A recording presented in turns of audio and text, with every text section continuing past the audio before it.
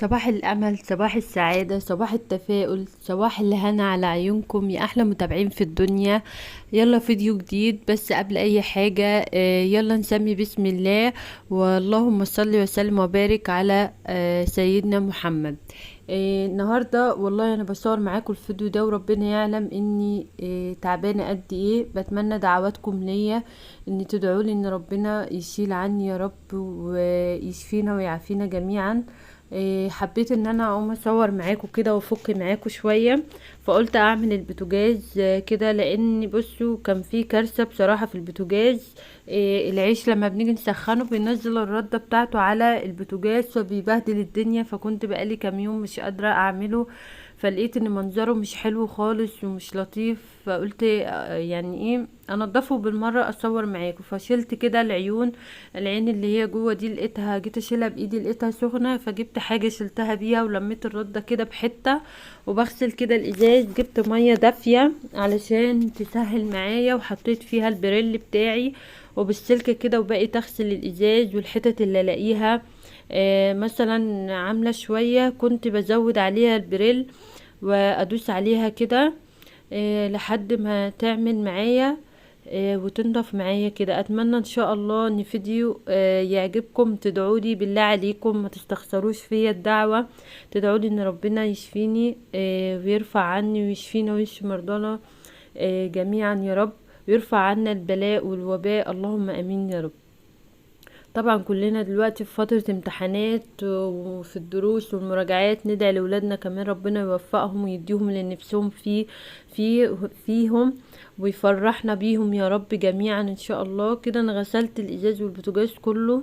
بصراحة انا نفسي اغير البوتاجاز دوت، وعايزة اجيب البوتاجاز اللي هو المسطح، فيهمني رأيكم في التعليقات تقولولي البوتاجاز الكبير دوت اللي هو بالفرن احسن، ولا البوتاجاز المسطح لوحده والفرن لوحده افضل؟ انهي نوع افضل بالله عليكم تقولولي. واحب ان انا بحب قوي ان احنا نشارك رأينا مع بعض كده.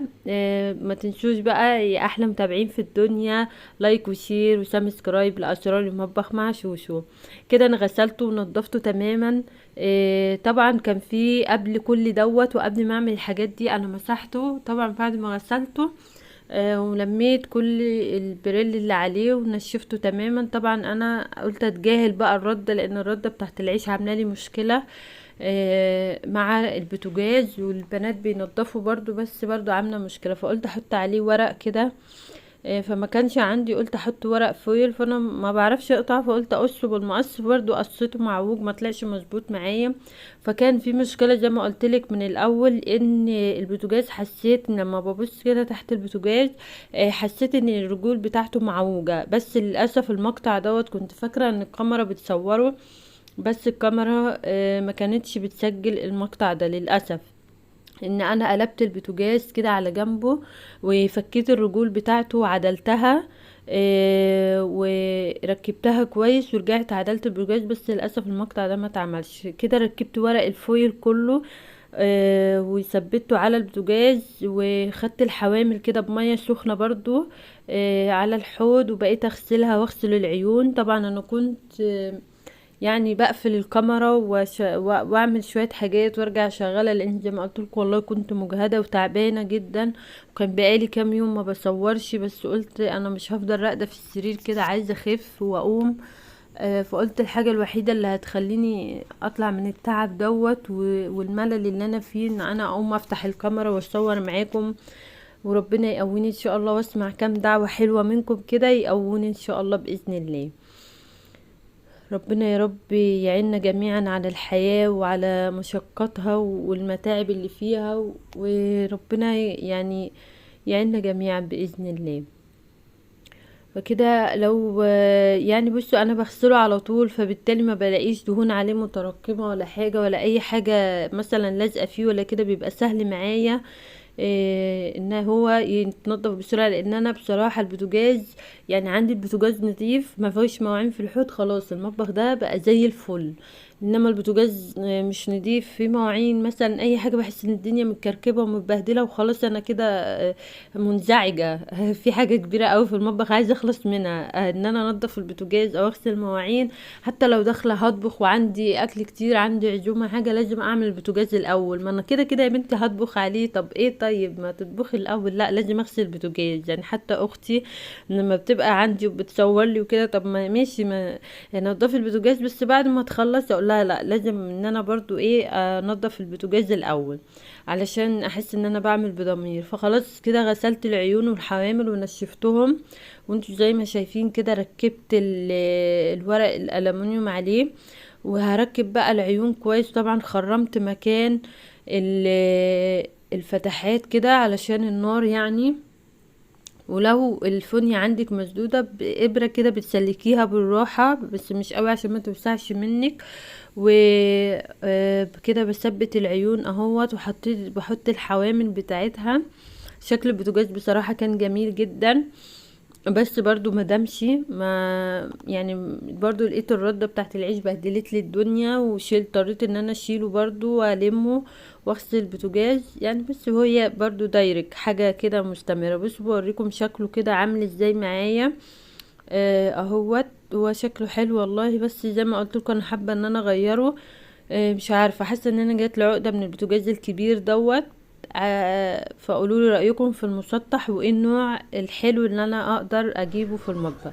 هنا خلصت كده البوتاجاز وخلصته وغيرت الجلابيه لانها كانت اتغرقت بقى ميه. هخش بقى عندي شويه غسيل زي ما انتم شايفين كتير. كان بنات بيلموا من على الحبل ويجيبوا يحطوا على الكرسي، وطبعا يا عيني حبايب قلبي مش فاضيين من الدروس وكده. فكنت بقول لهم سيبوا كل حاجه، انا كنت هعمل على الرغم من اني كنت تعبانه وكده، بس كنت باجي على نفسي.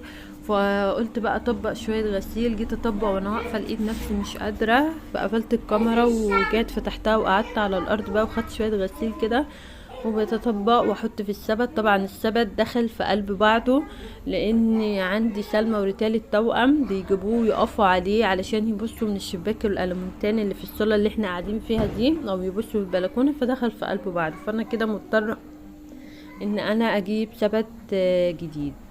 اللهم صل وسلم وبارك عليك يا حبيبي يا رسول الله. دايما واحنا بنعمل اي حاجة نذكر ربنا كده ونصلي على النبي. ربنا ان شاء الله يبارك لنا في حياتنا، وتحس ان كل الهموم كده انزاحت وكل التعب مشي والدنيا بقت سهلة وخفيفة.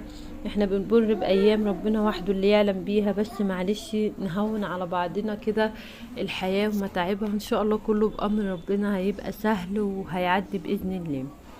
كده بطبق، بحاول الاقي الهدوم الكبيره كده اخدها اطبقها، وهدوم سلمى وريتال كنت عايزه اطبقها، وبعدين قلت خليها المها على جنب كلها، ولما اروح للمكان بتاعهم اقعد قدامه واطلعها كلها واطبقها. لاني بطبق وهم يجوا يجيبوا هدوم ولا حاجه يشدوا الهدوم كلها تتبهدل، ارجع ازعق معاهم واطبق. فقلت لا، اخلص هدوم الكبار الاول، هدومنا احنا، وبعد كده ايه اروح ارتب لهم هدومهم هم.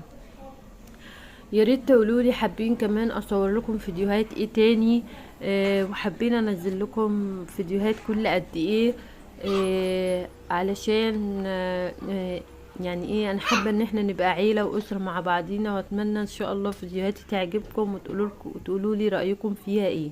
كده كنت طبقت اول سبت ورحت فضيته، يعني رصيته في الدولاب ورجعت اطبق تاني سبت معاكم. اهوت كده. فبحاول اطبق بسرعة شوية لان كان ورايا حاجات تانية، كنت عايزة اعمل اكل كمان عشان الراجعين من الدروس، وخلاص كنت حاسة ان ايه، ابتديت ان انا اهنج. فقلت الحق نفسي كده علشان اخلص الخروج. هدوم الخروج بقى كنت بلمها كده احطها على جنب، اللي عايزة تتعلق واللي هتتحط على الشماعة، وكنت بطبق كده. والفيديو كده يبقى خلص معاكم، وانا هكمل بقى بقيت كله وادخله الدولاب واخلصه. يا رب الفيديو يكون عجبكم. ما تنسوش تصلوا على النبي في التعليقات، وما تنسوش اللايك. مع السلامة.